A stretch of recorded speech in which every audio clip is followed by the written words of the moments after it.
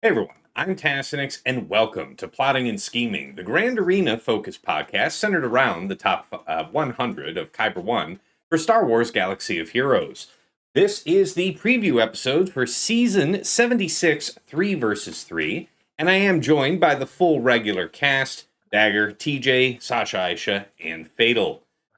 Gentlemen, this is still the off week. It's only a few days since our last recording. I hope you've all been well. I have kind of lazily just been doing stuff here in the off week. Can't wait to get into the details, but yeah, hope you're all doing all right here. Dagger, how about you? How's it going? My mom said to not say anything nice, so I couldn't say anything, so I'm not going to say anything at all. Mm-hmm. Fun. Over to you, TJ. How are you doing today? Pretty excited, man. I'm always a fan. I generally I've said it. I like threes more than fives anymore. Mhm. So after a tough season, I'm ready to try some stuff and have some fun. Okay, glad to hear it. Sasha Aisha, how you been? Good. I had no erodiums this week. Believe So you. yeah, doing well. Believe you. Yes. And of course, Fatal, how's it going? Good. I know last time that we did a podcast, I said that I was going to work on the next 5v5 early, and then I realized that I can't actually work on isolated units in hot utils before they're actually out. So now I am just slightly irked. Yeah, I don't know. Maybe I could just technically I could just mod 6 other characters and then swap them, but that's just not really. I don't know, man. But yeah, I'm chilling. I'm looking forward to new season. Good. By the way, you sound occasionally a little bit underwater. Thought you should know. I can try to jostle some cables. Yeah. Okay. No, it's only an occasional issue, but figured I'd make mention. All right, guys, let's go ahead and get into the agenda. As always, preparations for week 1, excluding Datacrons, because we'll talk about that next. How about remods, new relics supplied, just here going into the first week? For me, as far as remods go, remods are always kind of a moving thing that I'm doing all the time. But as far as like major projects, major tear ups, nothing really big here in the off week. As far as relics go, yeah, just a new relic 10 is the only thing to be added to the stable. I've actually met all of my guild's requirements for relic 10s well ahead of schedule. I even asked if there was anything they were thinking beyond that first set, and they're like, dude, no, no. Like, it'll take long enough for everybody in the guild to get all this, just, have fun. So I had fun. And introducing Relic 10 Terran Malicos. Now, 102,000 health, 74,000 prot, 260 speed, crit damage triangle, 13.3k offense. He's just a glorious lad. And, also, I think he got armor penetration. Got a little bit more armor penetration. And on most units, a decent relic delta, right? Little relic delta bonus. So delighted with this one. That's pretty much it. I mean, like I said, I'll talk about my Datacron work here in the next section. But Dagger, what have you been working on?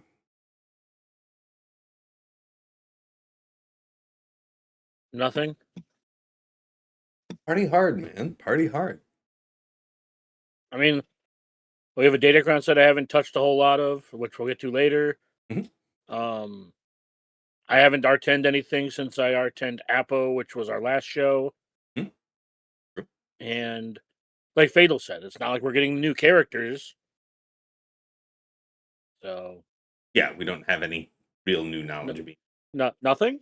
Okay. It's not a fun answer. Sorry. Yeah. All right, fair enough. DJ, how about you? What have you been cooking up? I guess I'm more on the other side of it. Not for anything else other than like the pirates I'm going back on just because I think there's some things to shift again. I work off the template and everything else. So modding for like Pirate King if I want to adjust. Also possibilities around SLKR because basically Special Forces is no more. And I think that's one of the big updates. So it's like I'm just trying to readjust there. As far as relics, I am in complete horde mode for everything. I don't work. I don't work like all you richies with the whales. I'm a bum and a pleb, as Dagger would say, Mhm. and rightly so, because I am a scroungy whale. So I'm kind of like holding because all of a sudden we're gonna get nothing to 7 characters. So I'm wanting to come, but just making sure I have all the relics for all the peoples. Because I'm really excited. And I was gonna bring it up. I think again, not a for sure thing. And I was going back and forth with Fatal. I think we get them maybe the lock of week 3. Only bringing it up because this is the in between for the upcoming 3s. But other yeah, I'm looking at existing teams and then since stuff is gone, how we can adjust and where. Okay. Good stuff.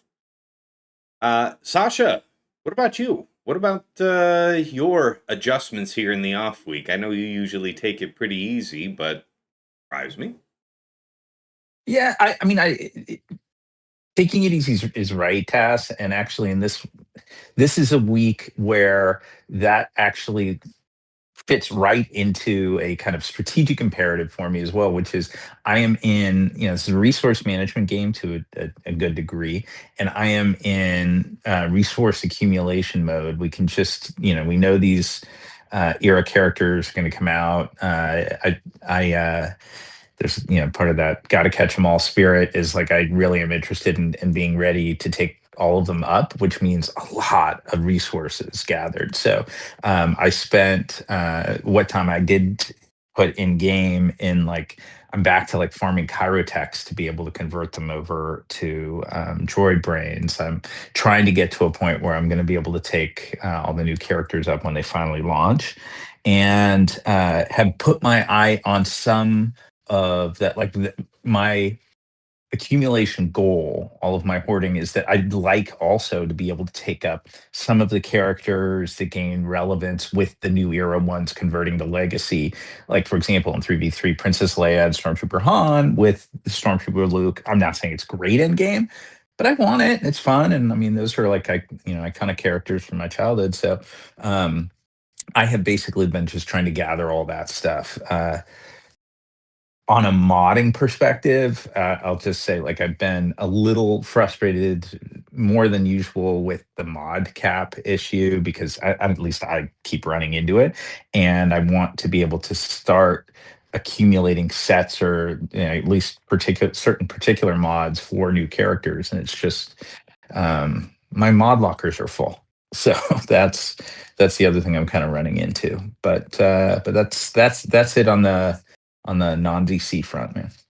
Sounds to me like you're having trouble letting go of mods that are probably worth, giving their due attention and then chucking in the bin.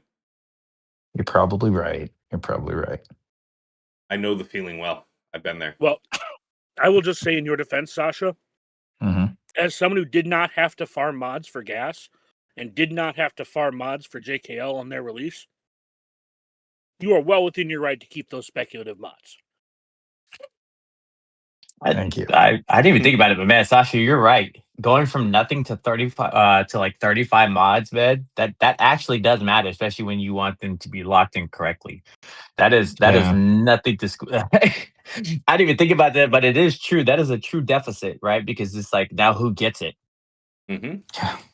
Oh, and TJ's right. If my maths are also correct, which I did my own check of the calendar, it'll be Tuesday at noon Pacific. Noon, right? And I was telling Fatal, I'm like, Yeah, that oh, gives you shit, 4 dude, hours. they are hitting us 2 with hours. the Sorry, 2 Star hours. Killer, but to all of them. And that's like I think when Star Killer came out, there was like a TW or something you were gonna maybe GAC both or something like that where you were gonna lock in, and they are hitting that on what it looks like a mass scale if you want to use them, which is Yeah, so if you live in frighteningly Southeast scary. Asia, get yucked. Mm. You'll be asleep. Yes. Fair. Everyone else is going to have a 3 to 4 hour window to level these units up and lock in. Good It's deal. gonna be crazy good. All right, Sasha. Appreciate you.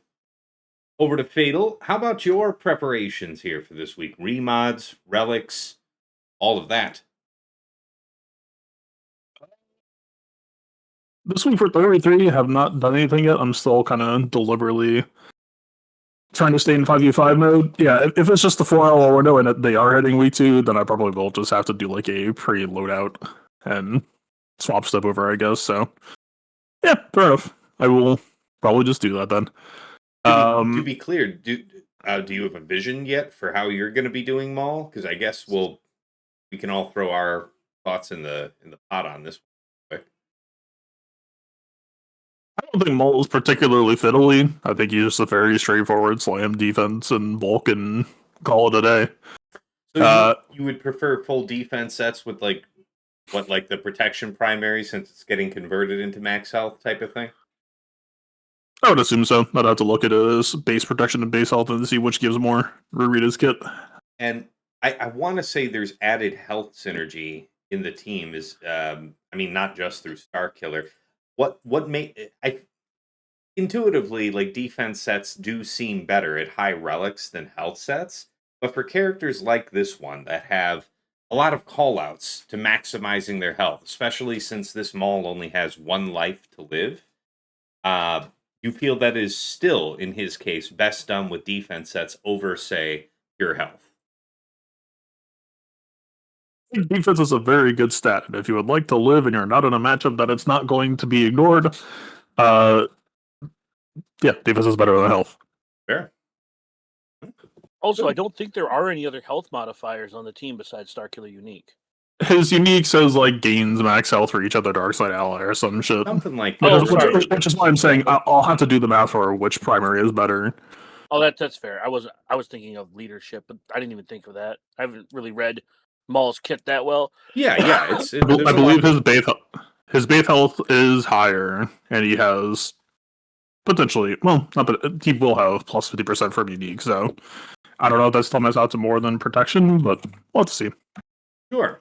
Well, how about the rest of you guys? I mean, obviously, I was over here thinking that full health sets with protection primaries was probably a good way to go. What about the rest of you guys, though? Have any early vision on how you plan to set them up? Yeah, I don't know if it'll be 3 defense sets, but I'll definitely have at least 1 or 2 sets on him. I'll have to see what the ROI on like the armor is, what I can like hit. But yeah, I'm probably just gonna go prot primaries until someone like Fatal does the math to tell me I'm wrong. Fair, nothing like that. How about the rest of you? I'm not that far down the line with it yet. Oh yeah, no man. Yeah, there's a lot going on there for me. There's nothing wrong with like, monkey see, monkey do. Knowing me and how I do my stuff like that, I usually kind of look at key players always, and then I kind of take what I feel like is a good average. That's always how I've done it, and I've generally been okay with my pullback. My question more is, we're also going to have, I think there's going to be a right and a wrong answer as far as teams that are going to be good. And so it's like not only the Maul, but there's a lot of threes style things going on with the characters we're getting. Okay. Sorry, yeah, back over to you though, Fatal. Any other preparations you wanted to make mention of here? I would just point out that, like, again, just do the math on what a character's effective health is when they have health sets versus armor and realize that it is not remotely close. Like, if you have 56% armor, you have like roughly a little over double. And if you have 76% armor, you have roughly over quadruple your effective health. Like, this is not incremental, this is a multiplicative level shit that just, yeah. If you don't believe me, the math is out there. Most of them are pen shit. Yeah. So at this point, you're willing to say that you have high degree of confidence that defense is the right fit, set types. The only thing to be mathed out yet is the primaries. Yeah. And depending on, whatever settles as the meta counter. I did try GM at one point against non-Spider Maul. I feel like something might be there with GM, but good God, the actual, Foresight lost their... Spirit lost their Foresight, so it wasn't armor ignoring, but I still thought there would be some amount of, pop factor that just didn't happen. Yeah. But, we'll see if any matchups can actually just, try to make defense not matter. But on average, yeah, man, the Maul shields himself every single turn, and so defense will just make that even more resilient. And I believe he's percent health immune, so defense taps in on kind of the main vector that they could try to kill him with. Sure. Past that, if we're talking about relic 10s, I just did Afra. Yeah, tell us about that. I'm just trying to get ready for IG90, basically. I'm trying to figure out where. It sucks that this is for 3v3 because I do feel like it might be better in 5v5, but we shall see. But I don't think they're going to play exactly like Saul Luthen, but I could see her taking a similar R10 positioning in that squad. The summon gets her crit avoidance, gets her defense, protection, health. So similar to like a Luthen or a QA. So you did this to boost the summon droid, and it also had the added benefit of giving her some amount of added health, protection, and 10% potency besides, helping her better resist a blitz. It gives her potency, which is bonus stats to the squad anyway. It gives her tenacity, which the squad is pretty lacking in cleansing unless we bring on OG Hondo, which I don't know if it's going to be OG Hondo in 3v3. Because right, like if we're talking IG90 and we're talking Dr. Afra, that's 2 out of 3 slots. So either I go BT1 for the preload or Hondo just for like being a good character. That's all stuff to be figured out still very much, but oh, that's a good one. I like that. That's nuanced. Not a lot of people thinking about Afra. Yeah, I did it once over on the era. Like, I don't know if I'm gonna do R10 Zalbar next for Wookiee stuff, but like, there's a non-zero chance that it could make sense. And I've been hungry for tanks to look at. Interesting. Okay. Yeah, we'll see. Well, let's get into the next section here. Let's talk about Set 26 Datacrons. Really quick, to Fatal's point about the defense mods. Please, go ahead. It's been like 2+ years since I've been saying like most of your characters that are in a health small set should be in a defense small set. But yeah, my to Fatal's point, like I believe people should be just farming defense mods at this point. I made my statement because I just don't have volume. But yeah, man, it's people still underrate defense mods, and most of your characters in a health small set that don't need max health for mechanical kit things should be in a defense set.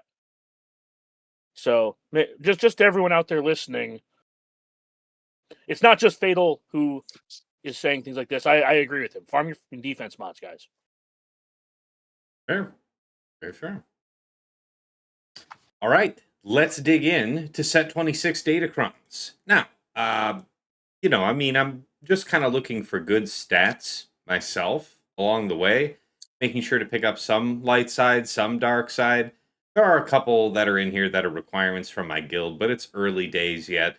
Like I said on our last recording, my goal for the set is to have something like 15 level 9s for future sets. After this, though, I think I'm going to go for something around 10. But that's kind of where I'm at with it right now. I don't know. The real important question is, what are you actually going to use in this first week, Grand Arena? Maybe something to do with Zuckuss. Maybe something squirrely with BB-8. Because this is an awful lot of turn meter he'll be having. Phoenix, yeah, I mean, we don't usually see this getting play. Yeah, I don't know. The Hu Yang one, I think, is maybe more interesting in 3s than 5s, but still not better than Set 25, I would think. So, realistically, guys, not just the crons that you've been working on, but do you actually have real plans for them? Because unless I want to like slam a Zuckuss team, like Zuckuss, Forlom, Zam, somewhere as like a C tier team, I don't really have a vision for them right now.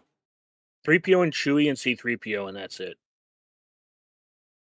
And it's not even both of them; it's just one of them, and I don't know which one yet. But no, none of these move the needle for me a ton in 3v3 because all I might build one like StatCron for Jabba, Mhm. but as far as level 9s go, meh. Yeah, at this point, I'm just trying to future proof, right? I'm just trying to think about the eventual expiration of set 25, building up a 25% turn meter level 3 with lots of prot for JML, stuff like that. That's kind of what I've To been answer up your to this week. question, and to answer my own question, it's just C3PO. 2PO can eat shit. You're saying out of the level 9s, only Yeah, C3PO I just grabbed read his your level eye? 9. It's ass. It'll be C3PO. That'll be the only I think Kron I use for this level 9 this season. Oh, okay. Yeah. CLS, 2PO, C3PO. This would be pretty cracked. Not Yeah, bad. that outside of that, like I said, like make a stat cron for Jabba and then just hold rerolls. I'm probably going to spend a lot of time farming rerolls, just holding them for when we know what the next set is, and then for future proof that way. Because I have no intention of outside of like my guild asks to go super deep on this set with rerolls or any Mm. kind of deep on this set with rerolls until I know what the next set is. Because that's the only way to really future proof. All right. Fair enough. Questions open to the whole room, though. What are you guys thinking? What have you guys been working on? I've rolled a few, but without any rerolls. I haven't done a single reroll for the season yet. But in great part because of what Dagger was calling out there. Like I think I do think that there are some nice uses for it, but it's a bit overshadowed by you know the perfectly optimized set that we have all those resources for. Java is the one exception. I think there are others, certainly with like I think Isakis. I think there's maybe something to be done with the Spectre Squad. There are a few other things, no doubt, but the Java one. Like I think I'll probably end up going with that bounty hunter 300% on Java instead of a support cron like I had previously.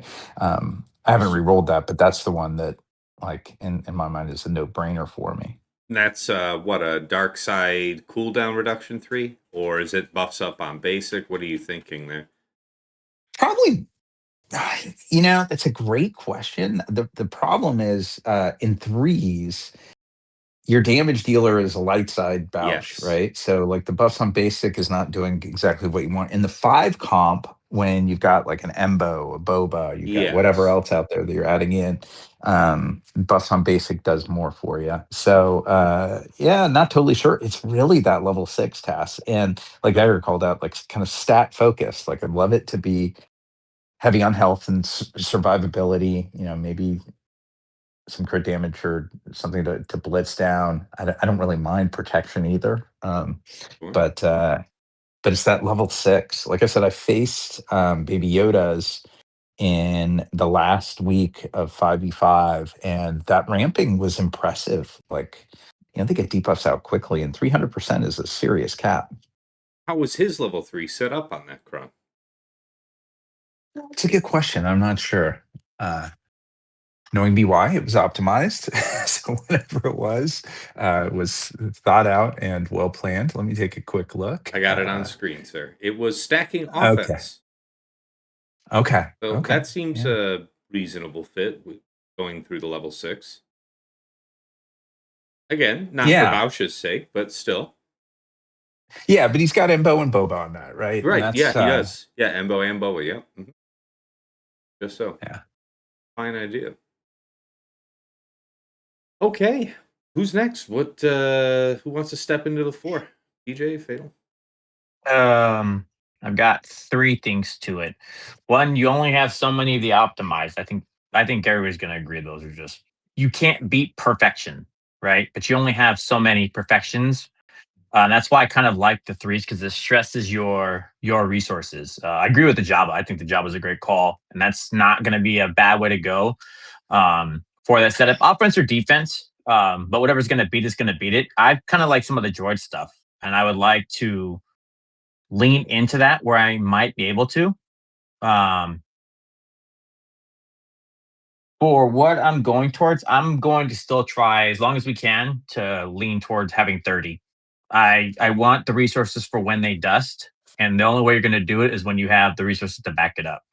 So I'm going to lean to push in. I still think there are good 3s, 6s, and 9s and stats for this set, and so no reason not to. Worst or use case this week, that's my kind of backup plan right now. Is I want to be able to flex the things like you only have so many supports, and Jabba's going to like that. So Jabba having bounty hunters, I think, is a good one.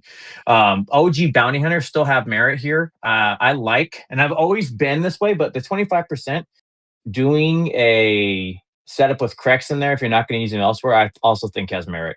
So, but then again, that's just me, and I'm probably I've been proven wrong. I've been probably wrong again, but I love me some Phoenix, and putting Crex with Chopper and that setup on a 25%, getting him in the front, and then just going forever because Chopper has a whole bunch of different specials he gets to do. You might loop him. I don't think that's going to be on defense, but maybe it's a fun thing to do on offense.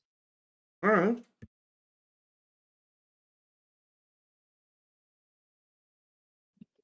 Sorry, I'm sneezing my head off here in the background, trying to keep as much of that on mute as possible. What have you been thinking about so far going into this first week, Fatal, Datacron wise? I just had to slice a bunch of Datacron so I could have an answer. I mean, for week 1 specifically, I wouldn't actually say I'm angling for that much, but there are some initial knee jerks to the stuff that I'm seeing as I'm rolling that I actually might change that feeling a little bit. So one thing I just noted, this is probably old news to some people, protection got buffed in set 26. Mm-hmm. I'm sorry, what's buffed in set 26? Protection. Higher top roll. Do I still sound muddled or something? No, I No, was you're actually good. literally mid-sneeze when you said the word protection, so it was my brain blanking out and going white. So, nothing on you. Please, continue. Yeah, they gave a buff to protection, it looks like. Weirdly enough, not on the level 1 or 2, but 4, 5, 7, 8. 25 to 35 on level 4 and 5, and 35 to 45 on level 7 and 8. That is a number. That is a fucking... On the level 7 and level 8 alone, you could almost have 90%. You could have 90% protection. They also did the lower cost rerolls, at least for the middle part of it. I know they were talking about, I think it is bugged. Again, they haven't told us anything. So to your point, Fatal, I don't know about the higher ups, but at least for the middle section, they dropped off what it's going to cost for you to do the rerolls. And if you had like the full set to dust, that's a lot of middle ground you get to work on.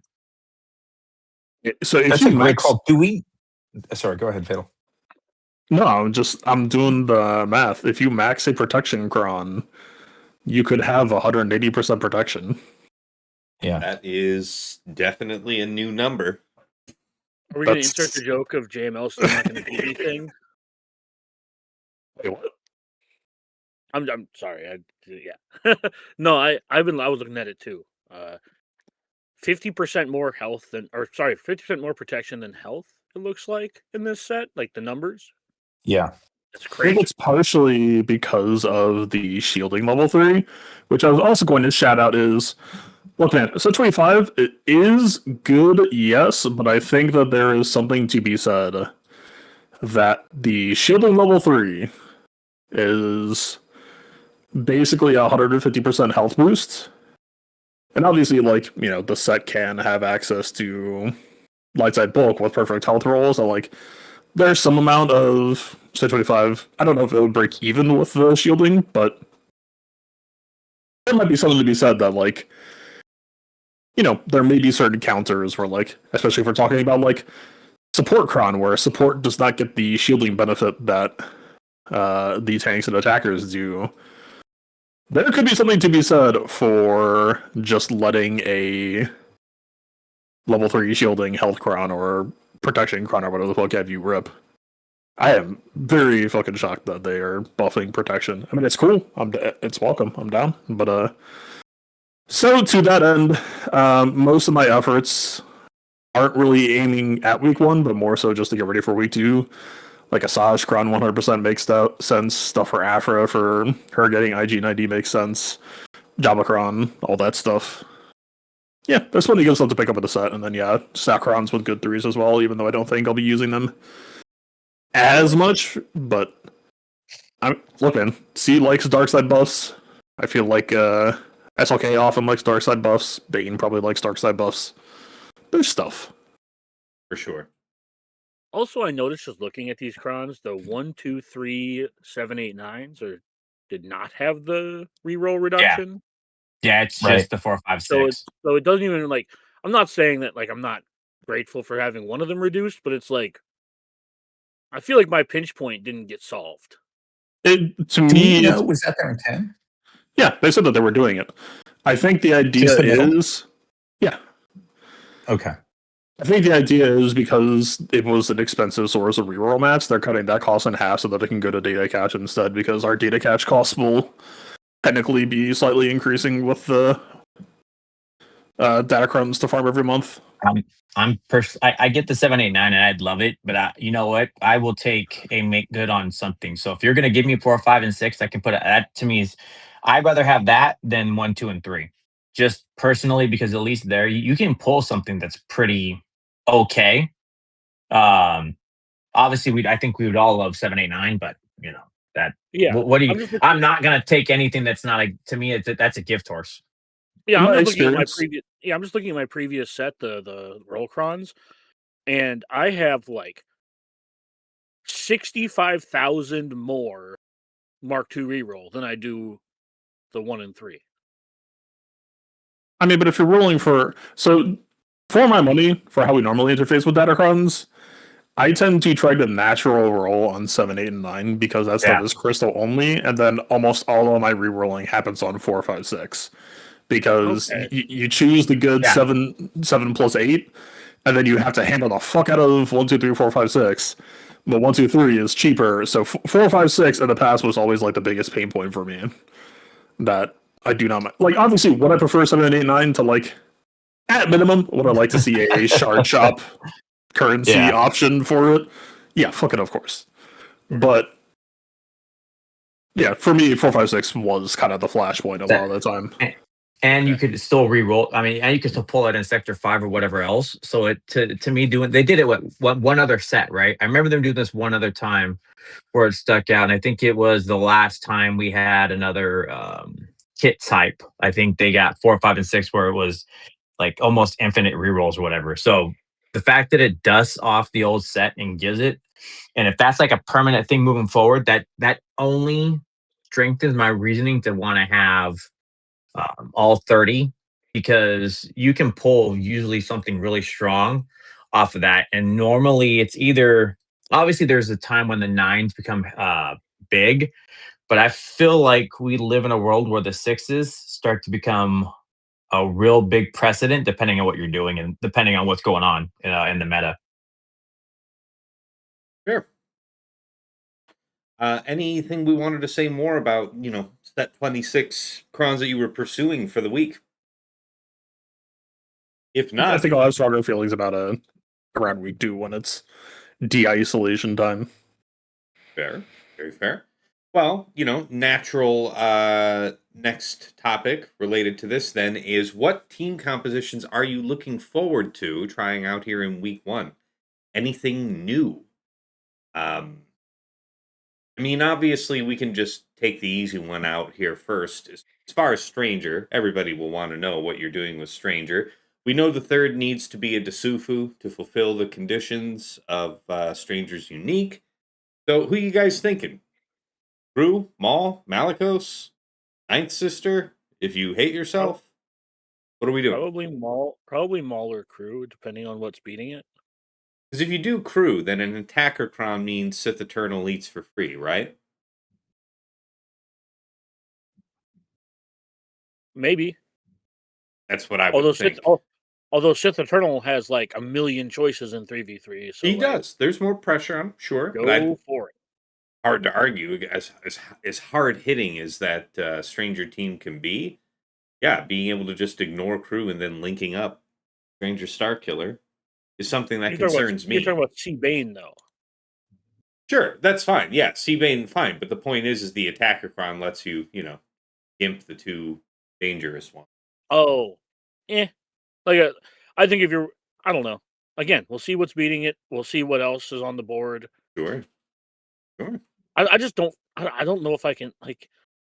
I'm just trying to think if I can even answer that question. Like, yeah, it's either Maul or Crew. If it's Crew, yeah, I mean it has some cheaper counters, but Maul has been like beating things like real teams in 3v3 for like the last couple seasons, and now with these like perfect roll crons, I don't know why he's still not doing that.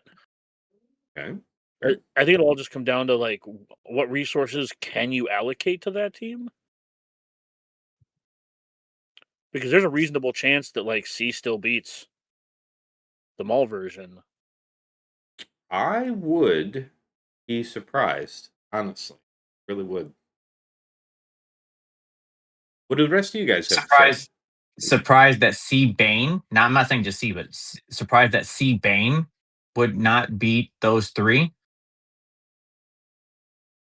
I don't. Seabane doesn't I'm. work for shit in fives as far as win rate goes Mhm, against Maul. mhm. And the operative parts of the team are the three Darksiders as far as what Sith Eternal is worried about, in my opinion. And Every time I've done that fight, it's never been just because of the three. It's the adding cast of the five, and you getting caught out Yeah. because of the support, the kill into Bane. You're literally taking and removing. I'll go with 75% of who's going to do it. Now it's the right choice and making sure that you have those people locked down. But the added cast and then also the ability block, if it was Cal or whatever else, and then also they're cleansing off, and Barris is reactively supporting TM gains to help you get in front. But by those three by itself, I'm struggling to see where a properly set up your own. And if you want to tie in some of the other things, I don't see why it's not going to beat that comp. all right, fair enough. Who's next? Thoughts on the Maul comp? Sorry, yeah, the not the Maul Ranger comp. I mean, You go. sorry, I'll go quickly and hand it over to you, Fatal, if that's all right. But I probably will go Crew or Maul, but not Malicos, because I'd like to be able to retain Seer Malicos. Although that cannot be revived is really nice to have. And then I'm not sure. It kind of depends on whether I end up with plans on Maul and with Gar and ISC, which I tend to like to have on offense. Mostly it's a cleanup thing, but and if so, that kind of circles around to Crew being there. That's just my thought. Over to you, Fatal. I was just gonna say I was messing around with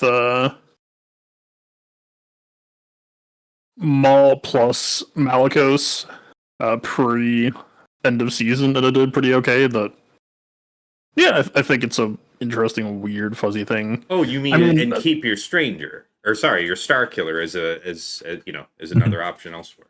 Okay. yeah, potentially. Like I don't know. I would have to relook at what the Rey Ezra meta looked like for whether I'm happy with where that lands or not. Mm-hmm. But yeah, no. I mean, I guess the one problem is Barris plus Cal can't be there, so running tankless feels perhaps a bit more suspect. Yeah. But there's Yeah, a lot of reactivity that can kind of catch people by surprise. We had Balin. My biggest fear about running tankless is that you're opening it up to something cheaper. So if I'm handing this team on a silver platter to Sith Eternal at the expense of having it not be, and I'm not saying Gidmay's going to kill it, but I'm saying like on the off chance that like if something at the level of Gidmay kills it without a tank, like yeah, I'm just not. Sure. Yeah. Valid concern. That's why I said it depends on what's beating it.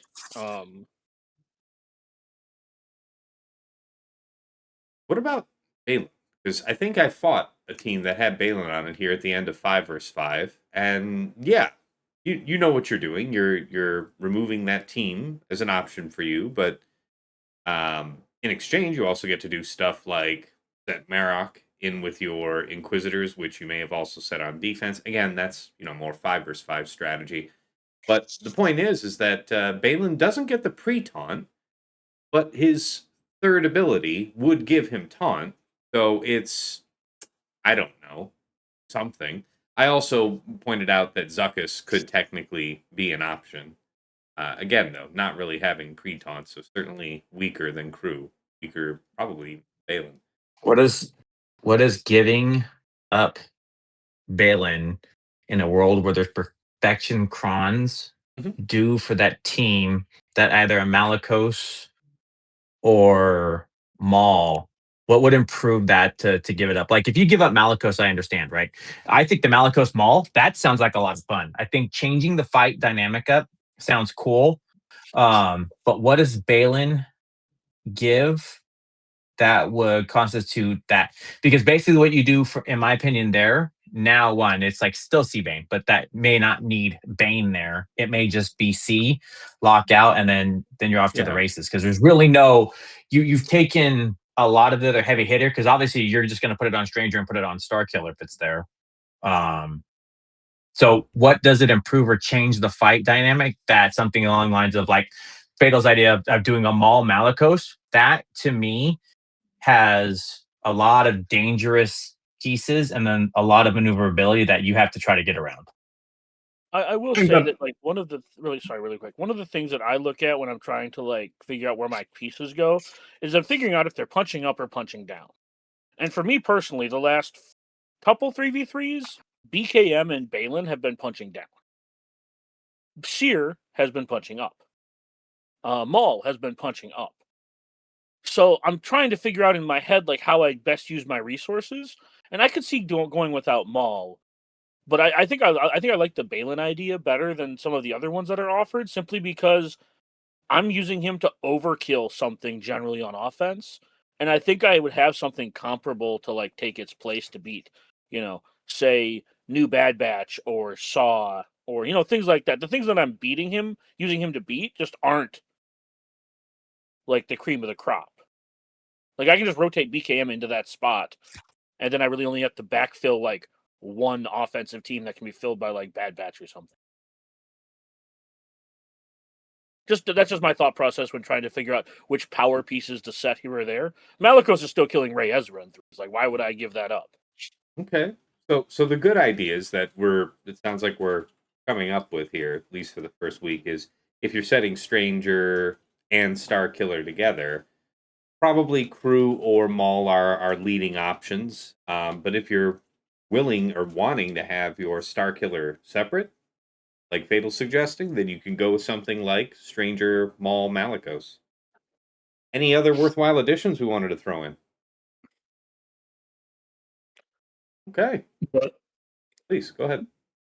the thing that I'll point out is I think Starkiller Malicos is already a 3v3 power duo that can run Seer lead. And I don't know if Starkiller Stranger pre Spider Maul is better. And on the topic of Balin, I messed around with a Balin a lot before Stranger came out on the event server for fun sandbox stuff. It had some explosive early results. I don't know if it's really worth the cost, but the main argument in favor of Balin is that the Ufu pool kind of lacks an explosive high tempo option aside from him. So the reason to draft him would be because you want to run him fast and you want him to have his big, fast, early AoE stun play as a reason to reach for him. If it's something like a Starkiller plus Malicos split and then Stranger Maul plus one, like maybe a Balin would make more sense in that respect. Or you could try to just like fall back on Crew or whatever. But the problem that I foresee with Crew and tanks like that, I mean to some degree Balin, but Balin you're perfectly happy to take a turn and do his stun, is Stranger, especially if we're talking non-Star Killer, his main strength that I see is, like, obviously the team becomes stunnable, but you get a bunch of reactive turns that stuns aren't what they usually are. But the thing that you have to ask yourself is, okay, well, what's my reward for this character getting hit repeatedly? The case of crew, not terribly all that much, in my opinion. You might get you're really not getting all that much.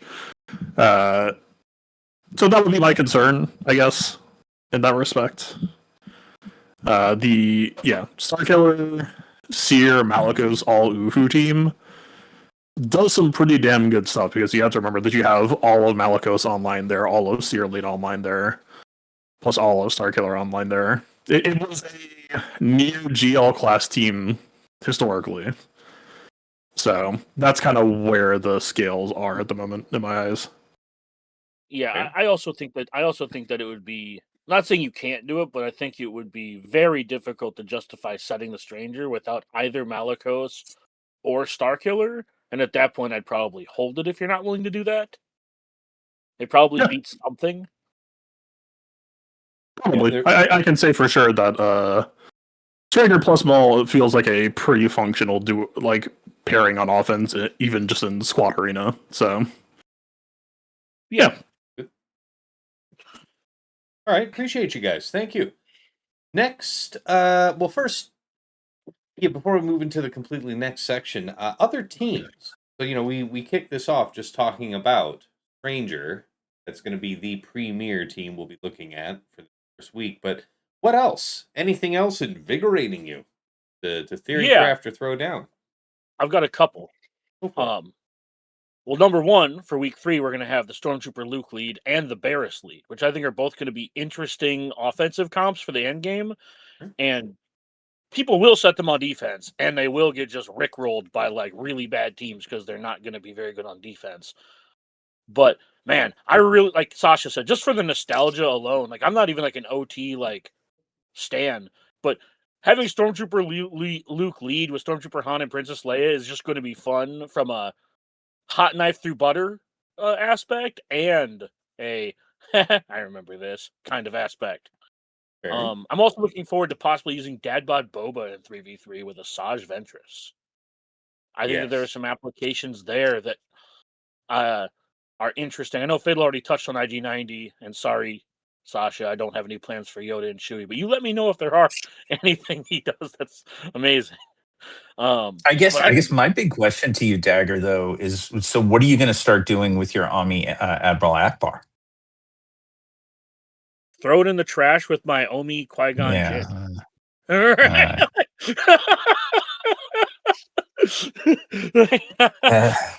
And that's the poor thing never really did work. Do we all have all the Omis equipped? I think if we don't, we're close, or could, something like that, right? Yeah. Omis don't mean much to us. I could, but I don't want CG to think that TB Omicrons are a good idea. Mm-hmm. That's more than reasonable. But yeah, you just don't want to reward the behavior. Yeah. It's bad reinforcement, man. Look, they need to learn a fucking lesson. That's right. Because deep down, somebody somewhere is going to say, well, Fatal has it. That's a lot to live with. That I could see, Fatal. That's the type of thing that keep a man up at night staring at the ceiling. I'm responsible for that. Everybody laughs until Relic 12 rolls around and Omicrons break down into the material, and then who will be laughing? Honestly, though, as far as the teams I'm excited for, one of the problems with the era is that they just dump a bunch of characters on you at once. We only got one new character in the last. You know what I mean? I don't know. It's hard to be excited to talk about new teams when teams don't really change, and then they just overhaul the meta. Although it won't really be an overhaul because these characters aren't exactly meant to do that. I don't think outside of maybe Maul. I don't know. It's one of those things where I just want week 3 to get here because the first 2 weeks are just gonna be me waiting for week 3. It's a really interesting point, and I know it's premature to talk about the experience because we haven't had the full experience yet. But them batching these out into era releases, I feel it too. I kind of liked the steady trickle of a new character here or there on a semi-weekly basis. and the fact that it was just more of a flow. Now, who knows? Maybe it's just going to be a ton of fun having the deluge of 7 characters potentially hitting the boards at the same time. But I do feel I miss it. I miss like the more steady infusion at the moment. Yeah, I would say it harkens most to like card games almost of like a new card game set comes out and it's just like, oh my Jesus fuck, all right, everything is happening at once now. I know we prefer the Yeah. trickle, but I actually think that like 5, possibly 6 of the characters are pretty usable out of this set. Well, sorry, 7. 6 out. I'm not. We can't.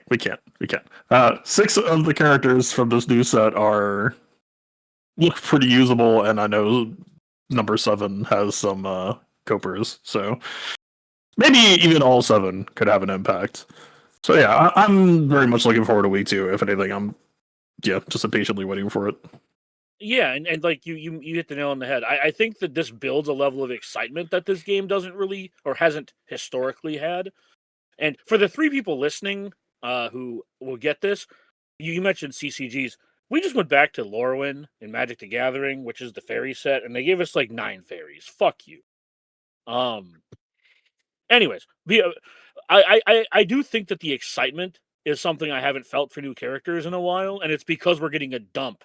And like it might be cope that they changed the meta in some way. Maybe not defensively, but man, some of these teams just look like they're going to be a ton of fun. IG90 has a really fun kit. I don't know how much I'll use him in 3v3. I know you said you would. Or you have plans for him, but Barris and Luke and Asajj specifically, Maul will be on defense, so I probably won't use him, so to speak. But yeah, really, really kind of excited, and I think that that's something CG hasn't really, outside of GLs, right? Because they announced those like a couple months in advance, right? I don't remember ever being excited for Marquise. I guess it's kind of the feeling. Well, no, but Star Killer still had like the slow trickle. I think like it back in Galaxy of Heroes time when it felt like this. It's like Star Killer was kind of the closest, just because that was also the time where it was just like, guess what, fuckos, we're reworking 4 teams. Yeah, it's like kind of the energy. But they were whalable on day 1, and then you could use them immediately. I'm saying like the building of excitement is not something that I remember. Like Star Killer himself, yes. They just took the conquest excitement and moved it to a batch of characters. My problem is them recreating the will of look at all of us are sitting here clamoring at getting new things to try and do, but it's not hitting on any of the things that we're asking for. So basically they've changed the excitement, put it from one hand to the other, didn't really change any of the aspects of it, which is frustrating and a concern.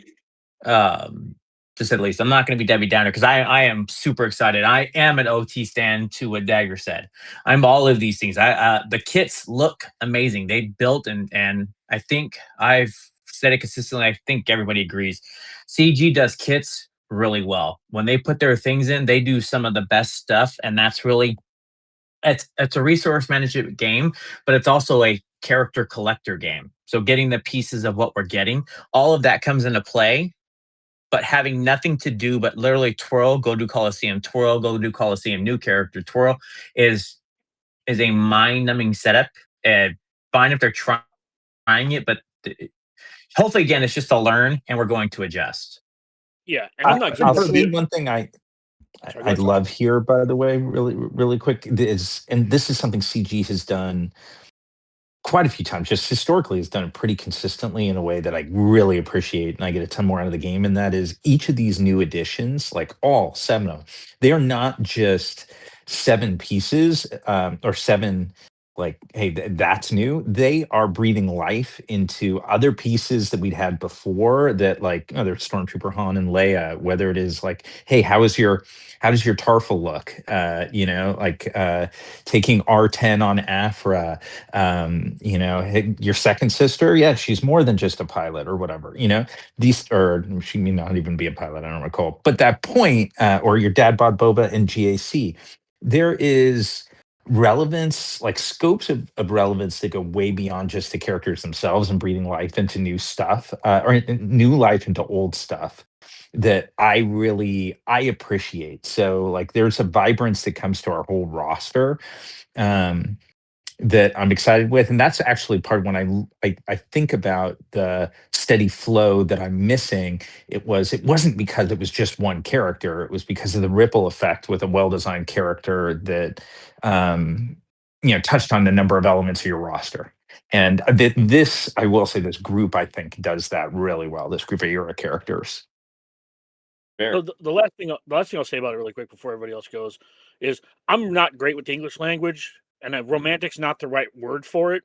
Maybe and nostalgia doesn't feel right either. But there is something that I really enjoy about one of the, especially via 3v3 specifically, is when they put together a team designed for 3v3 or designed to work together as a 3-man unit, and they work together not just because of their kits, but because they're tied together in like actual Star Wars lore. The Triumvirate, the CLS trio, when it was CLS Han Chewie or C3PO Chupio, Stormtrooper Han, Luke, and Leia, Afra and her 2 droids. These things really make me happy, like inside. You know what I mean? Like, I understand that like part of this is the mix and matching, but there are some aspects of this where it's like bringing in Stormtrooper Han or Stormtrooper Luke to make Stormtrooper Han and Princess Leia great, and then at the same time, like have it work like lore wise is just fun. Totally. I mean, a thought to wrap on this topic is, for however many of these new characters in this era and the eras that will come in this year, there may be a certain number of them that don't usually get play at the top end of Kyber 1. Maybe because of space restrictions, maybe because they're just not quite good enough. But we know in the last few years, we've seen metas where things like using Admiral Akbar Rebels occasionally make sense. It's occasionally a good team. And kits that old need a lot of help from Datacrons to be any type of viable in a competitive sense. And these new kits would need considerably less help. So I guess what I'm saying there is I would be surprised within this next year to if I didn't see Datacron metas that allowed some of these less likely new era characters to really shine. It's very likely to me that it would happen.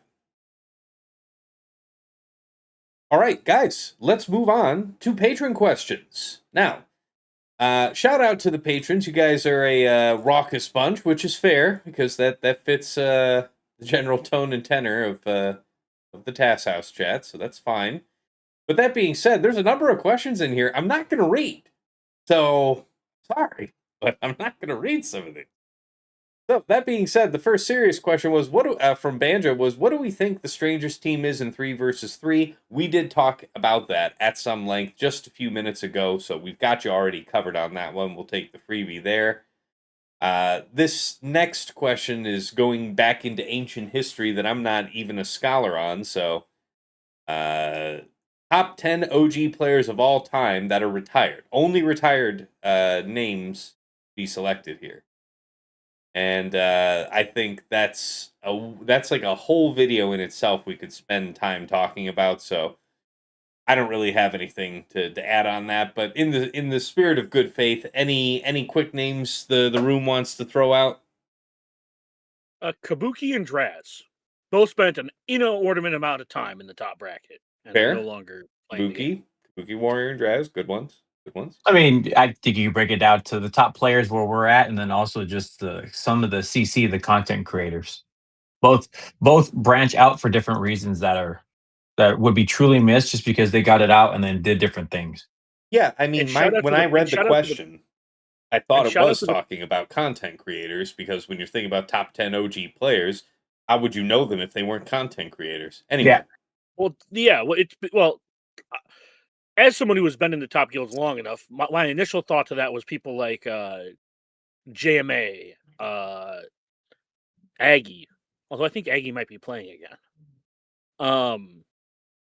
They're Brock Thudsteel's another good, just amazing player who's no longer playing, right? Like, I think Siegel's question, the spirit in which I read it, was GAC and TW lead. Top of GAC and TW leads more so than. But anyways, yeah, there ton of just Sean. Remember Sean, David? Like that's just from the VG days. Yeah, just so many great players who are no longer playing this game. Yeah, I totally agree. A lot of great answers already given. And, like, and I understand some people just because the demands of real life come in and out at various points. But, like, Aesop's a friend of mine. And he's playing, but he's not as active on GAC quite in the same way at the moment.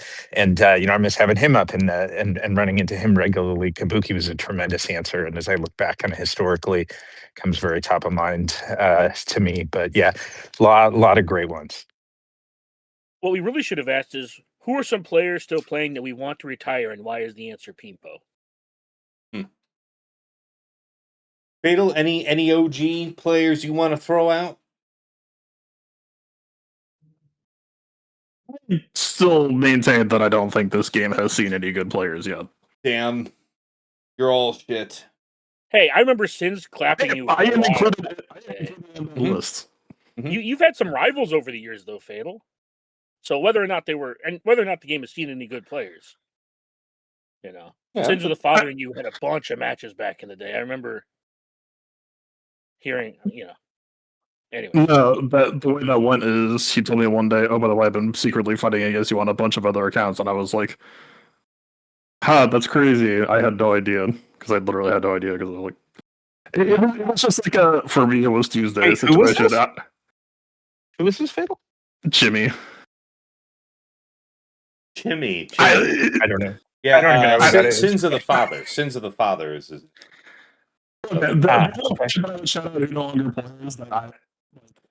You broke up there. Fatal. Is this any better? Yeah. The only player I would say is gone from the game that I did a ton of theory crafting with was Blade. And fuck, man. Blade The other Baca? guy, yeah, Blade Baca. Blade Baca is another good name. Good one. Blade Baca was the only person who could actually talk the game that I ever actually saw. And then there was another guy who unfortunately was kicked from the game because there was a cheating scandal with him, but up until that point, he unironically was actually also good at the game. A dude named Split. Sorry. Split. I think he was either in Paw Patrol or Cobra Kai or some shit, and it was some shit like he was like getting busy with life and couldn't keep up with the game anymore, so he felt the need to cheat or whatever. That was the excuse that was given. But I can tell you for a fact that he 100% could spit the game and like had some really good original theory crafts that nobody else was coming up with at the time. So like genuinely unironically good player. I don't know, man. I like my part of why I say what I say about the game is because I think with how stratified the game is, I think there could be a lot of good players in the mid game that just haven't had a shot yet. And as Galaxy of Heroes is getting more catch up mechanics, I would like to see more people get their shots, especially with, Set 25 making the playing field more even.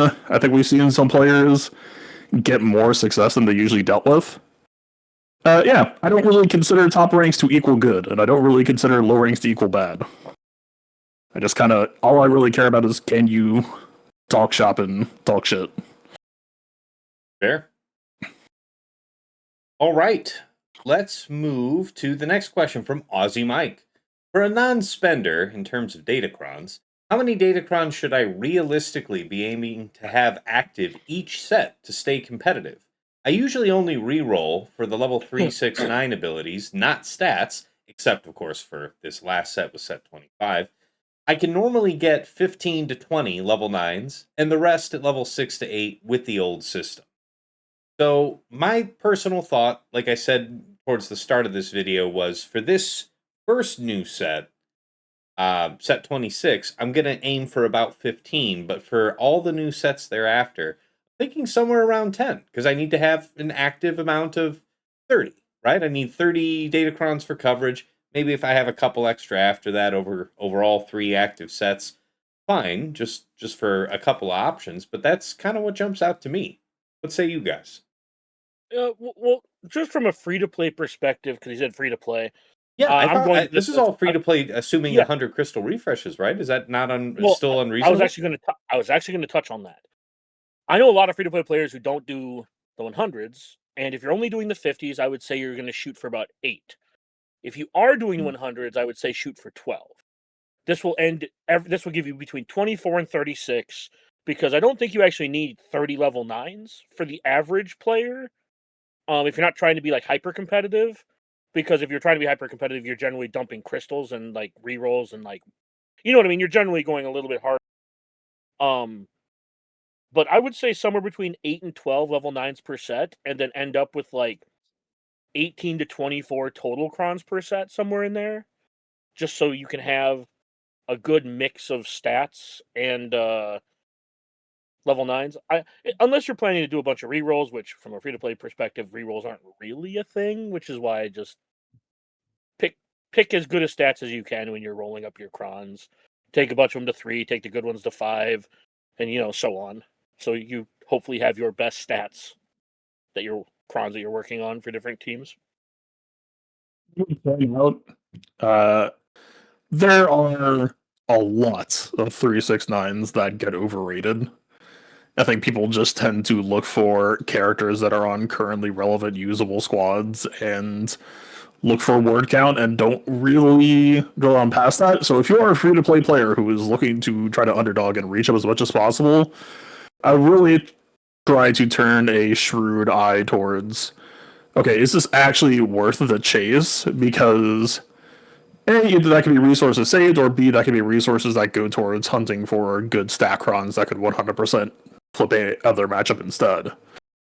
That, I saw the question was oriented towards 369 over stat, and my caution would be don't put 369 on a pedestal. Fair. Yeah, he mentioned that in terms of what he's usually spending his rerolls on is targeting the right 369s instead of stats. That was his. Yeah, my playstyle in a lot of seasons, obviously, there's 369 diligence you got to do, but when I am rolling through crons for the first time, I am pretty much solely looking at stats and then later figuring out, okay, you got this stat, so you can probably try to land on the 6, or okay, this naturally rolls this 9, so you're just that cron now, and that sort of thing. One more tip I would give is, if you are not planning to spend a lot on rerolls, resource-wise, between crystals, shard shop currency, farming sector 5, etc., I would try to focus, especially with the one conquest per thing, I would try to focus your rerolls and don't put like a couple rerolls into like 5 or 6 crons. Put all those rerolls into like 1 to 3 crons, like Fatal was saying, because I think having the stat crons, like there's some crons where the 369 is all you really need. But I would try to make sure you have a couple of good stat crons, because those are some of the easiest ways, like Fatal said, to flip matchups. I think datacrons become a lot more enjoyable when you let the datacrons tell you what type of cron they are, rather than you trying to tell them what type of cron you want them to be. And some of that, to some degree, depends on how many resources you're putting in. Like basically, what I'm saying is another way to just say, yeah, fresh rolling crons is good rather than re-rolling crons. But like again, depending on how many are you spending crystals on, like re-rolls for Mark III materials, that shit can add up real fucking quick, depending on how you're approaching the game. That like just a few more fresh rolls to get you more cheap 20s, depending on however many crystals you're hoarding per datacron set, could end up being cheaper in the long run, depending on like how badly you're sweating that stuff. A good so just to kind of give you where I'm at 3 days in, or 2.5 days in, 3 days in, I have 13 level 9s. None of them have been rerolled once. I'm probably going to dismantle half of them after I go through and figure out what I want. But I have and I have like more crons than that I haven't rolled up. But keep in mind, so and I haven't spent outside of doing the 600 energy calendar I've been using, so I am ahead in that aspect. But as far as the actual spending, I haven't done anything other than the 100s. So yeah, I don't know where I'm going to end up, but it'll probably be somewhere between 12 to 15 level 9s, kind of like what Tass said, and that is from a spending perspective. And spending as in I buy like the calendar or the Ascension. I don't really spend crystals on it. So just to kind of give you an idea of where I think I'm going to land versus where I think the average player could land, I'm just going to end up with like double the rerolls. That's where most of my resources end up. TJ Fatal, TJ Sasha. How about you guys? I am already at 30. I've got like 5 or 6 level 9s. I'll have enough. Jesus. I'll have enough resources. Well, All right, so TJ's not the person to ask about. Yeah, this, I was got it. about to say it's not. if you But free to can play, in I your think in the your answer to the wildest free to play is fantasies, correct. No. TJ. In your wildest No, so fantasies, TJ, the if you answer could to the force free to play, yourself to just be let a me free to just play. going out of it, I think is the correct answer is about the anywhere from the 9 to 15 feels like the right answer. Getting on the stats, getting the 6s this set feel more relevant than the other ones, and then the 3s definitely have a place just because TM loops or 25% feel really good. So it's like I feel like you guys' answers was fine. 15, even on the spender side, 15 has felt like the right answer for a lot of the people, minus unless we see some godly set. Just because that gives you a good variety of saying, all right, I probably want 6 level 9s that are really good. Here are a bulk of the 6s if I could flip it. And then, especially in the stat sticks, that call out by Fatal about the extra protection, that's a great call and has merit that even if you didn't have one to do it for JML, having the rebuttal, that would feel good as well. So that's felt like the right answer, even to the free to play standard. Fair. I would say, from my perspective, a lot of it is going to depend on the Datacron set. We've seen those that, because not all sets are equal in terms of, like, for example, their level threes. Like the thick light or thick dark tends to be really disproportionately worthwhile, and that's one where I would go wide rather than deep if we're looking at sort of like managing within a resource constraint. And I'd rather probably end up with like 15 maybe rolled up through level 6 with okay stats that you're fine with, that don't go up to 9, but if they're thick, could be really useful. And then I also suspect with the new Datacron sets, which are going to be a little narrower in scope in terms of the factions, that probably translates into less really impactful level 9s. And so I don't know, but I think that's the case with the current set. I think it may be the case going forward. And so being more selective about, like, okay, maybe there are only going to be a couple of crons that I'm willing to re-roll into a level 9. I'm not going to go chase a bunch of others that are maybe a bit more marginal, but I'd rather make sure I get the right level 3, and possibly the right level 6. And in terms of just like raw amount, I'd say on average, like, I could see at this rate having 8 to 10 that you're comfortable being able to use being okay per set. And obviously, I go way heavier than that. I think most of us here do, but in the context of the question, that would be my gut. It would have to be something even to the free to play. I'm going to call out where Fatal has said it, like lives in this world. Dagger said it. We've talked about it before. If there is a stat, and I'm looking at defense. Defense changed the game whenever it comes into play. Then you're going to farm 30. And that's obviously looking at like the kit based ones are huge, minus the CG mess up. The kit base was still a very strong setup. But if you get a very specific stat, like if we get defense, you're going to see everybody's going to clamor for it. And that's not going to be one that's going to be taken lightly. Even for 3 months, that changes the dynamic of the game you're going to play. For sure. Fair point. So point out, get very comfortable with the idea of just leaving Crons at 8. If you see a Cron and it's just fine enough, or like if you're not too sure on it either, like most Datacron sets, until it's time to clean up, I only take things to 8, and I'll only take it to 9 if it's like time to really drill down. Yeah. If I might, like, especially if you're finding that the stats on the cron are usable as they are, your biggest incentive to take to 9, aside from maybe really wanting the 9, is the ability to re-roll freely. And so, yeah, if you were otherwise seeing the cron as usable, you could delay that. You could delay taking it to 9 for some time. I also want to know for doing that though, if that's a benefit. If the future moving forward is every set's going to give us the reduced 4, 5, and 6 because you're dusting out, that might also but again, that's also based on they give you a good viable stat to do it. But throwing out materials can feel like a waste. Now, if this is the only one, then cool. I agree to the rule to the 8. Um, but if they're going to reduce it, I'm going to definitely make sure I get to use the materials they're going to dust out. Otherwise, it's just going to be keep a cycle that's going to be pretty vicious. Okay. So, just in addition to the question, it wasn't asked, but just as an addition to it, realistically, over 3 sets, how many, we'll call them usable or like, you have a plan for them crons do you think you should have? I usually shoot for between 2 sets having around 40.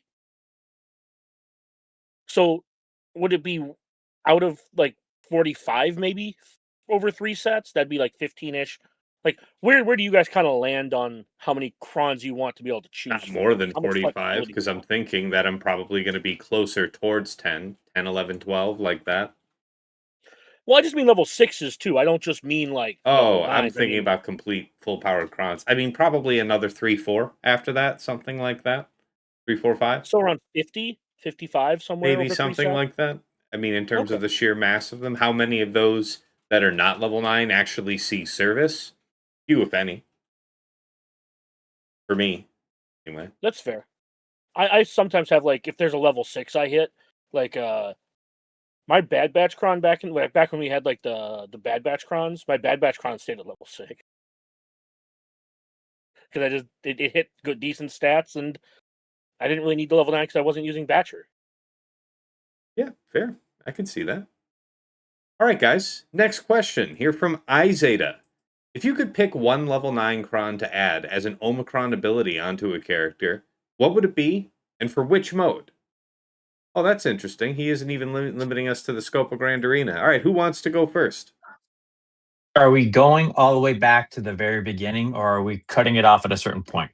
Specifically, if you could pick one level 9 Datacron ability to add as an Omicron ability, so it is unbounded by time, any set you like. Man, I would say, can I get top 3? I'll let everybody else go because I could think of 3 right off the back. Name. Easy. JKL, Super Darth Vader, and Super Ray. Ooh, when you say Super Ray, do you mean like set 1? I mean, Ray? set 1, Super Ray. That Uh, one Ray, what, like, we need to like remove the revisionist history That's because what set one Ray I like enjoyed wasn't it. even that good. The reason she was I amazing was because you got 8 total crons and she was bullying non-cron teams. I guess that's we had fair. But fewer all options for right, so dealing okay, with so that team. I'll take it away because revisionist. We That's fair. But we had like but no we had like I was in your guild in TW. We had like 4 counters to that team. no, I'll give you that. But now, Super Darth Vader and Super JKL. If you want me to just like right off the cuff, killing JMK by himself and that could still be done today was awesome. Good answers. I want the Afra level 9, but I want it in TB, so it doesn't actually affect PvP. I might actually do TB if I got the Afra level 9, Remind or I us do more TB. which specific ability is that? That's the bonus turn after everyone Yeah, Oh yeah. after every opponent turn she takes a bonus turn. Oh yeah, that right. was goofs. Yeah. I don't want that in PvP though. Fuck Yeah, that. that would be. See, obviously, any changes that I would want to see would be pretty much only for Grand Arena. And yeah, I mean, as much as I love Afra, that would be quite a bit to have available on her full time. I will tell you what this is not in the spirit of the question, but I'll tell you what I don't want. Any single one of the crons that makes somebody 1v5 attack. Those can all just eat shit and die. No Wampa, no Sidious for you. Yeah. Or no Dash level 9, no Darth Vader Why are bonus you turn killing level my Darth 9. Vader, man? What a Damn. dick. None of those. Every time your opponent takes a turn, you take a bonus turn ones. I don't want any of those in PvP. What about exploit loops like Tarkin? You don't your heart doesn't call out for Tarkin with the old Empire level 6? Mash. That was a 6 and that was a level 6, not a level 9. We're talking about level 9s. True. That is true. That is true. That's fair. But yes, I also don't like that either.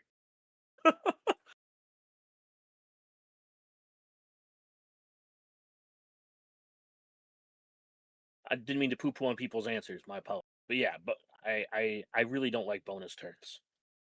Sure. Sasha, Fatal, how about you guys?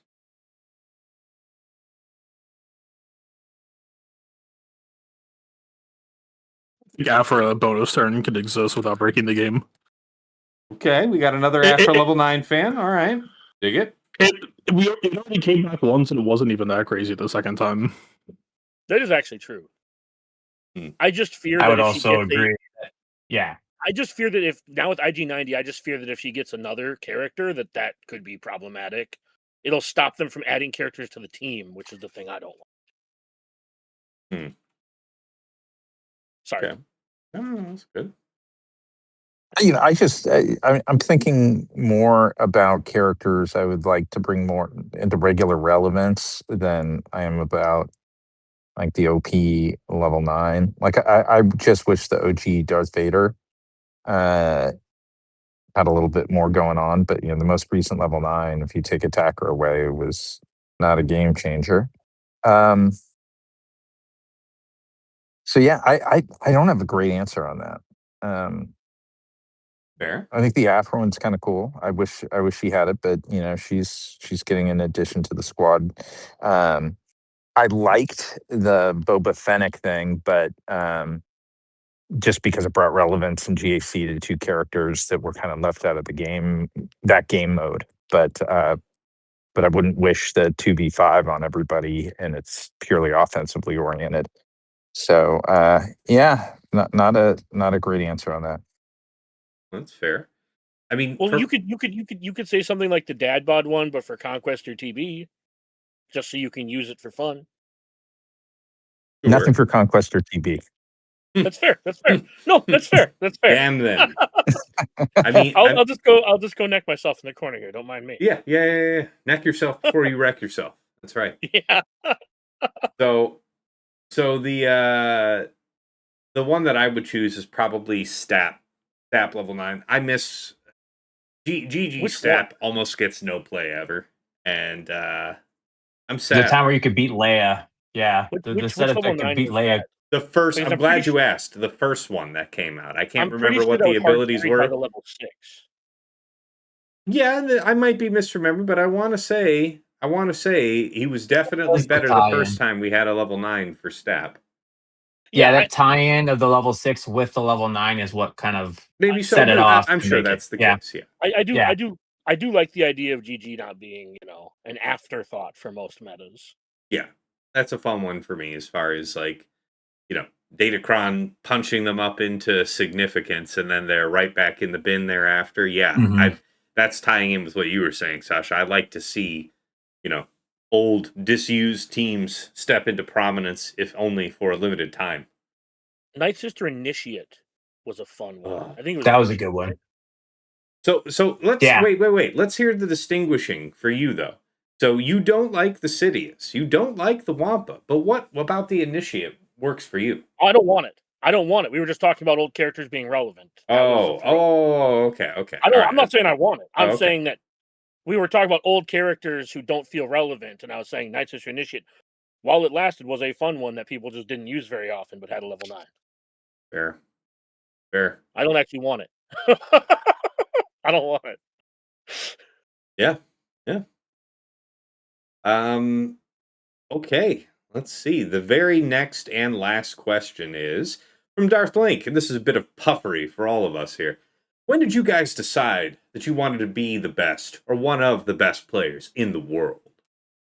I mean, for my part, having played a bunch of games competitively in the past, just once I have a grasp on what the mechanics are in totality, not mastery of the mechanics, but knowing what they are, knowing how to engage them on a general level, I'll naturally end up wanting to compete. I'm very obsessive with things that I like, and so it's natural that if I like a game like that, I'll end up connecting to it in a way that will end up seeing me climb the ranks. It's more or less an inevitability if I like the game well. That's how it's been for me since StarCraft 1. How about you guys?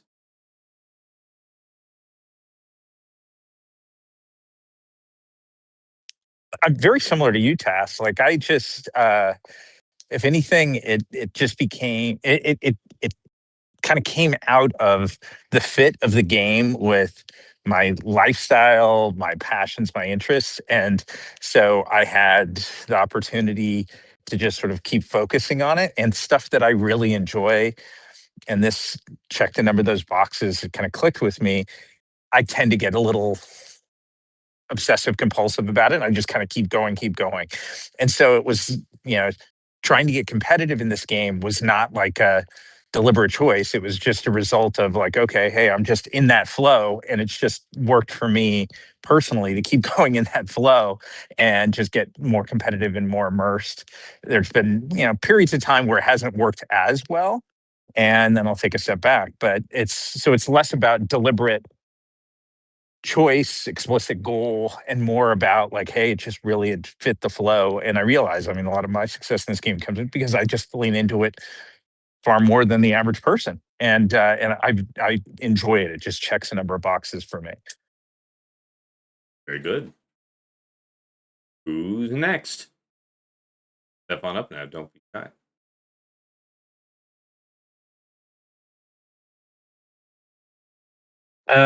For me, when I'm passionate about a game or something else, I think my personality style, I'm like type A, so it's like high energy and do it. Obviously, mine is trying to learn every aspect of the game I enjoy, and I guess I say that because I'm not really a fan of Conquest or TB, but I'll still try to play it to a degree. But competitive edge, yeah, that's just always been my nature. So it's trying to truly be a student of the game, kits, etc. And that goes with everything I'm trying to play. I just want to understand as much as I can to see how I can be the best, and I guess the legit best. So putting up me against you, Task, to me is fun. Against Fatal's Brain, that's an awesome challenge to me. Sasha and the way he played, those are all fun things to me because it's that just obviously trying to want to naturally progress to be better than the man next to me. Mhm. I mean, my answer is a little. I feel like it's gonna be kind of long, but Find a way to make it kind of not long. yeah, that's fair. I grew up playing games like Pokemon and like KOTOR. I was a Star Wars fan, and this game kind of checked a bunch of those boxes because Pokemon Sun and Moon didn't do it for me when they first came out. Which is one of the reasons I downloaded this game in the first place, is because it was a turn-based game, that was a collector game, and it just kind of struck a lot of the right notes. So as far as the confluence of events that led me to like download the game, once I started playing the game, I played the game pretty casually for like the first year and a half. But then right around the time like COVID happened, like I had some life stuff happen that gave me some extra free time. And I started digging into the game more. Then COVID happened. And to quote Toby Keith, I'm not as good as I once was, but I was as good once as I ever was. And I say that insofar as I'm not nearly as good as I once was at this game. And I really enjoy leaning on people, Fatal, Sasha, TJ, for knowledge on the game, and sometimes even tasks, mostly tasks for modding, as opposed to knowledge of the game. No offense. But the thing that still motivates me to be good is literally this podcast. This podcast, these friends I've made, the high level conversations, they get the juices flowing. Like I've been dinking around with my mods while we've been talking because it's these conversations are what motivate me now because this game has transitioned away from being like a try hard thing because of the way my life has kind of grown. I don't want to say grown past, but like the thing that initially made me want to be good at this game no longer exists inside me. So I just want to again thank all of you guys for continuing to have these conversations and keep myself and hopefully I motivate you guys sometimes as well. I appreciate that. Yes. Yeah, Yeah, I amen. mean, this show definitely. I look forward to our recordings every week. Sure. Nobody has to twist my arm. What's up, Sasha? No, I just said amen. Thank you. Yeah, agreed. DJ Fatal.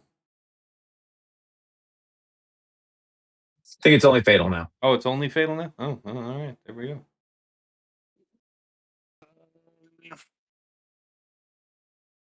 Kind of reject the question. I don't know. I don't think it's healthy to really look at the game that way. Like, that's why I always insist that we're all dog shit at the game, because I think if you understand the game, then you understand how much you don't understand about the game, in which case you just say, okay, I will do my best. And especially in a game like this, where being in top 8 many times, I can tell you, like the first season where everyone got to fight over top 8 was cool. The moment Datacrons rolled around and top 8 felt like it just turned into a spend war, I was like, alright, I'm good. I don't need that shit. Y'all can spend it out over it. I'm just gonna chill top 20, and some matches are gonna suck ass, and some are gonna be pretty close, and that'll be cool for me. The best. Sorry. No, the best I can say is, like, if you want to improve at the game or try to become better, don't put a pedestal on a rank. And I'm saying that because the person who is asking the question has a rank on a huge pedestal right now. Don't worry about that shit. If you're worried about your rank, the first thing you should do is stop worrying about your rank and start worrying about what you're doing wrong. Because if you solve everything that you're doing wrong, and you start making improvements to things that you're doing right, how could you not win? How is that not just like the natural consequence? Yeah, it's all problem solving. The reason why I feel like my rank is going to improve so much is because I am in the middle of a huge problem solving arc. I feel like I have a very good solution to the current puzzle right now, and it feels like the rank will come naturally as a result as I continue to improve. So, like, to that end, yeah, if that's your personal motivation, question asker, that's what I would do. I would do a little bit of introspection, VOD review. Maybe Galaxy Heroes is still a crazy game to fucking say VOD review for, but having done it a little bit, it's crazy. Like, it's crazy impactful in any game, so it shouldn't surprise me that it's crazy impactful here. But believe me, that's some real shit. Fair. So, well, if I can rephrase the question for you slightly, Fatal, when did you decide to like dig in to like everything, all the kits? When did you decide to level up your knowledge? When did you decide to get serious about the game? Yeah. Because to be fair, the question was asked in the sense of, when did you guys decide you wanted to be one of the best? He mentioned nothing of rank. That was entirely your own projection. I guess fair enough. Well, again, the person who was asking the question we have talked a lot in your server, a lot about your rank extensively, and he's in your chat a lot talking about rank, so... Sure. He might not have said it, but to me, that was like heavily layered subtext. I don't know. I never made a conscious decision. Like, frankly, the only reason why I came back to playing Galaxy Heroes is because I saw that they were making kits that were interesting, and so... You quit for a time? Oh, dude, I played the game when it came out for like a few days and promptly forgot that shit existed, because why the fuck would I care? Yeah. I am sorry, but you can, like... You play Galaxy Heroes on 1x speed for 2 days and tell me that you're going to keep playing it. Fair. And that's without all the cool, interesting kits. That is so funny to call out the X speeds. Oh my god. TJ feels personally attacked right now. No, I feel personally vindicated because it's like I forgot all about that hatred. Fair. Yeah. Chewbacca on 1x speed, and you're like, damn, I'm so glad to be playing with Star Wars characters, and my ass is just like, I am going to go play Clash Royale. Fucking Dude, see yeah, you. like OG Malgus gestures at a one-time speed, so you sit there for 2 minutes for her first move to hit you back. The horror, the nightmares. The reason why I came back was because of... The thing that got me to look at the game was because I remembered that the monetization was a lot more fair than other gacha games I was checking out at the time. Mm-hmm. And then that was around the time where, we talked about it earlier, it was like right at the time where Treya, Scion, and Idols were coming out. And I was reading those kids, I was like, that's some pretty cool, interesting shit. Damn. Alright, let's see what this game's got going on now. One thing I think we can all kind of agree on is... I think a lot of us come from like some sort of gaming or CCG, some sort of competitive background. So we're all relatively just competitive individuals in general. And we all just have an affinity for things that are puzzles to a degree. And our ascension or skill level or perceived skill level is more directly tied to our free time and effort put in more so than, anything else. By that I mean, I think most players could replicate a lot of the success. Maybe not all, but somewhere between some to a lot of our success just by putting in effort to learn kits. Like Fatal said, to close up flaws in your game. That's something massive that a lot of people don't really look into. But yeah, I think the average person, if they just put the effort in, could, well, to the best of their ability based on roster, level up their game to a point where they're happy. Yeah, I think that's ultimately comes down to where it's like you'll notice. I know Link, right? And he's a good dude, and also he's like, I want to catch up. So it's aspirations of grandeur Sure, yeah. to catch up, to play the matches where we're at. And I get that, but if you notice, most of us, it's like I don't care about the number. I care about the player. And it's like getting to do a heads up. I love facing off against Tast. I get excited about it. When Fatal and I got to match up, that is excitement to me. Never the number, just the player, because it's a great mind going against what I consider as a great mind, and respect that person. So that to me, and it's not saying I'm better than you. I look for the thrill. Those are the places where I look for the thrill of the competition. But I would agree with Fatal. The number shit is gone. That shit's relevant because if you're saying that, then we're looking at a Rhodium who's in the number one slot. So he's technically the best player in the world. But if like me playing Dagger, dude, that was one of the most fun I've ever had. Fatal, it's like I get a super thrill on those pieces of the game. Playing Sasha and him beating me again. I can call out a match with me and Sasha where he beat my ass with that damn tenacity setup where I didn't get to use my Phoenix. Pissed me off and never let it go. But just it's gonna that's eat you never. Die. It will live forever. But that's where I agree with Fatal's point, and I think we progressed beyond just the number, where it's like getting to play the player, and it's like, man, I was not the better person, but on this day, things worked out, and I got that. That dopamine hit is just lives on forever. Everyone in this chat is earning 900 crystals per win and getting 200 crystals per loss. Sure. Right? Like we are all outside of rank the same. And I mean, obviously there's a difference between top 500 and top 200. I'm not trying to pretend there isn't. But really the gap between like the top few brackets, if we're just talking actual players, and like the top 100 is mostly just money spent on datacrons. And I don't say that to be mean to anybody at the top end. But there's a lot of really skilled players who have either smaller rosters or don't spend as much money. Like I'm like Cass has been playing like some of like Captain a few times recently. You've got people like Tom Ford with just these. Anyways, I'm just saying like there's a lot of really good players in this game, and I understand Fatal's point of like where none of us are good, but relative to the average player, there are a lot of real players in this game, and the top 100 is really just tough once you get there. Sure. Guys, that wraps up all of the patron questions. Appreciate you helping me entertain all those. All memes aside, I was hoping you were going to ask what our favorite Datacron set was, and I wasn't going to say Dodge, I promise. Was that one of them? Yeah, there was a question asked, what was your favorite Datacron set?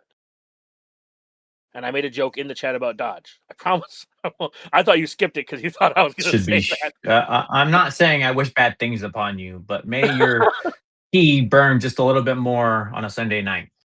I just have a personal soft spot for the meta because it was the meta I was in the top bracket for. That wasn't a real question he was saying. He was saying like that, yeah, throw that in as a conversation and watch the world burn. That was how he wrote that. Yeah. It's okay. That we fine. Yeah, I want to get us over to takeaways here and see what you guys think in wrapping this up. So that said, it is takeaways and final thoughts time.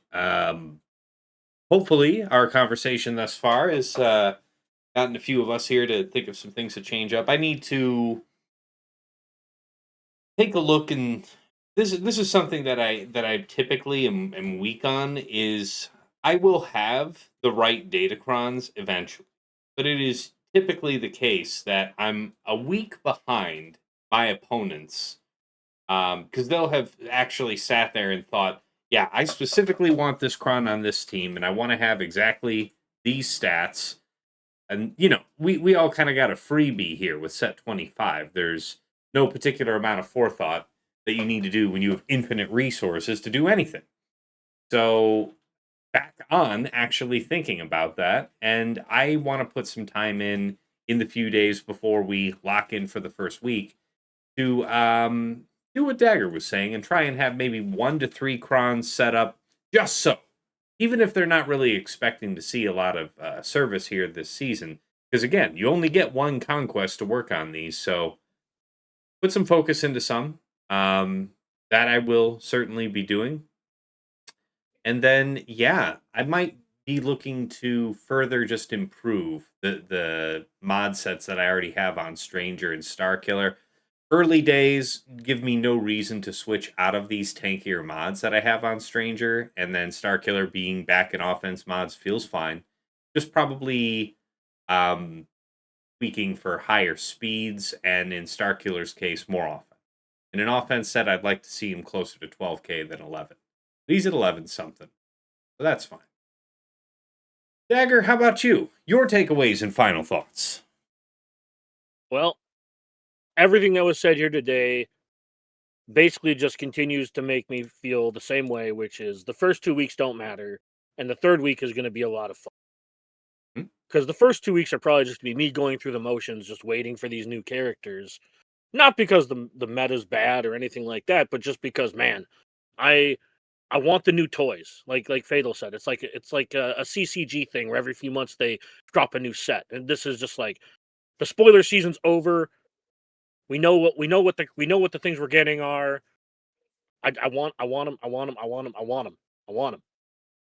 That being said, I will try my best to have this Datacron set ready. Like Tass said, like I said, I'm gonna try to have like 3 crons. The Jabba one specifically, I want to have ready, and then I also want to have like a C3PO one ready. Nice.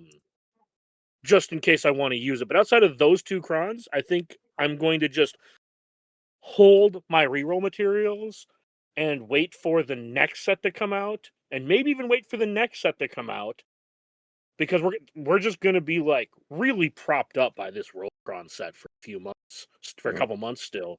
So I feel pretty comfortable holding resources unless some cron pops up as I need that right now. Fair. And when you said you were going to phone it in for the first couple of weeks, I thought you were saying, or the first 2 weeks don't matter. I thought that was going to be a joke on because CG has to nerf set 25 again and refund all of your Datacrons again at the end of week 2, going into week 3. Right? Which set is 25? Yeah, so the roll based. It's the kit one, man. It's the perfect one. No, I'm just saying. Sorry, I don't remember that time crons last month they did that at the end of week 2, going into week 3, right? So Yeah. Stay on schedule, on program. No, that was holiday, man. I was so checked out, it wasn't even funny. On program. Yeah, but yeah, I am looking forward to this season. Partially, like the Datacron set. I guess set 25. I'm just waiting for that to expire before I make any judgments on the new system. Before I don't know. It's demotivating to a degree, but here we are. At least we get new toys. All right, DJ, over to you. Your takeaways and final thoughts. I usually love the week 1 only because I get to try to get to the theory side of things more. So I'm excited to get to mix that up. I think the tweaking, the twerking of all of the characters who are going to have those DCs, and can I alleviate any of those concerns, be it like attacker for SLKR now, and how does that work out? Do I get to solo? Those types of things are what I'm going to try to answer and adjust for the upcoming first week. I want to play with the system if I can and see what I get to work out of it. So that's my big takeaway right now is honestly, you only have so many of the big set. Can I make any adjustments that'll still leave me in a good place? That's what I want to try to figure out. Good deal. How about you, Sasha? Your takeaways and final thoughts. Yeah, I think my goal for the next couple of weeks is going to be sort of the same persistent high level goal I've had for a while. I just want to have fun with the game, and I think that's going to be, like TJ said, savoring a bit of the fog of war of the first week of any new season. I don't expect to lean heavily into the new data crunch set out of the gate, like at least relative for me. I'll roll a bunch of them up, but I don't know if I'll re-roll many, if any. And yeah, I think, at least week one, it's just go in, mess around, have some fun. And then a lot of it is just sort of appreciating the calm before the storm, the deep breath before the plunge. Because I think when those new 7 characters come out, particularly in a 3v3 environment, it's going to be a dramatic reshuffle. I think the analogy to a card game and having like a completely new deck come out, like it's going to feel very different. And I'm excited for that. So it'll be hoarding and resource management until those come out, and just enjoying the fog of war. Great, man. And of course, last but never least, Fatal, your takeaways and final thoughts. Season's actually going to be kind of important for me, I think, because I had my read on the meta in 5v5, and everything about it looks and sounds and feels pretty dominant. I feel very confident in my future with this game, but its approach is pretty limited in 3v3. So I need to try to get an equal read on the 3v3 side of things. But I don't know where it leads, and I'm kind of worried that it's going to lead, or hopefully just say that, yeah, the way things have been is correct. You're supposed to just do low risk, low fun gameplay, and so that's kind of what I feel like I'm up against or at war against. So I'll have to see if I can try to find a good, unique approach that's better than the current, and also hopefully more stable. Or not more stable, but more fun and also more powerful. So, yeah, I'm going to be trying to solve for that while we wait for the new set to come out, and then, yeah. As Dagger said, new set, plenty of dopamine there. Should be a lot of fun. Don't post on Trooper Luke, please. Okay, you can post it, but people can read kits. It's not hard to figure out how to make it not terrifying. But, you use it on offense, collect it for 57 against the majority of teams. You'll be alright. Nice.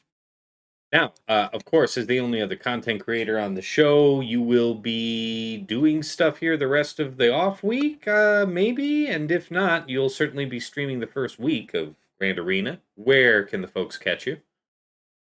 Twitch.tv/PlaybookTV, YouTube.com/The Playbook. I would like to stream more, but holy hell, man, I have no idea how people do long hours in chairs and don't feel like they are dying. I never understood the whole blood clot issue until I streamed one day for 3 hours, and I could just feel my legs just oh, this is not healthy and or normal. Fuck that. Yeah, the answer to your question is a fun vocabulary word. It's called maladaptation. Yeah, you told me if I could take breaks. I remember now. Yeah, look, that too.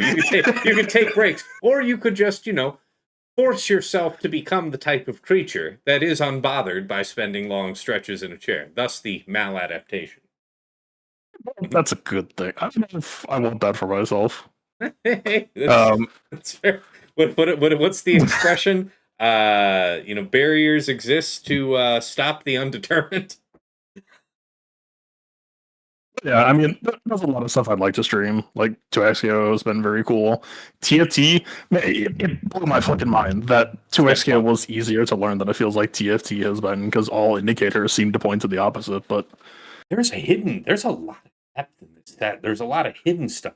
Did you know that if you take each one of the items that you're using to what do you call it? The thing with the spatulas and the frying pans. The combinations of those, there's 3 unique combinations total. If you put all 3 of those same items on one character, it starts spitting 1 gold per second.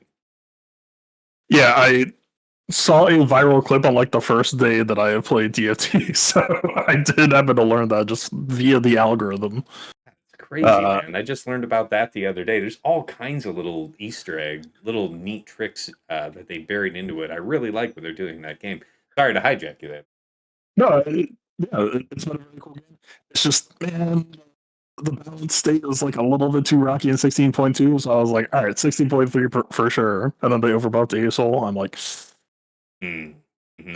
I would you just grin your nose and bear it, I guess, because TFT kind of, the more popular something is, the harder it is to do it. So it's kind of a self-balancing situation. But whatever. Yeah, it's been a very cool set. I would like to play more of it. I need to play more of it. I told myself I was going to try to get Grandmaster in TFT before 2XK released, and now 2XK was out, and I did not play HTFC. So we'll see. We'll see. Very good.